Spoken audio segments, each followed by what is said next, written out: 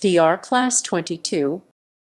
The steam locomotives of DR Class 22 were reconstructed passenger train locomotives in service with the Deutsche Reichsbahn in East Germany after the Second World War.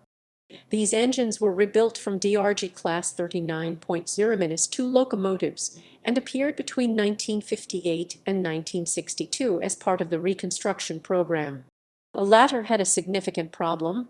The boiler did not generate enough steam and the steam pipes were too winding, which considerably reduced the maximum power of the engine. A total of 85 examples were equipped with a new combustion-chambered boiler with an FS mixer-preheater.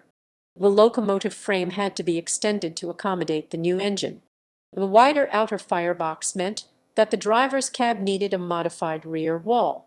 The locomotives were given operating numbers 22-185 and were mainly homed in the Reichsbahn divisions of Dresden and Erfurt.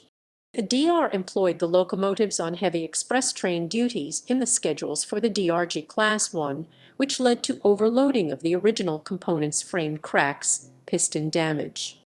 As a result, early retirement followed. In 1968, 50 of the 85 Rico boilers from the Class 22 were used for the reconstruction of the DRG Class 3. In 1970, the engines were allocated to Class 39 under the DR new computerized numbering scheme. However, in 1970 only a few machines were still working, at Halberstadt and Saalfeld. In 1971, the last one was withdrawn.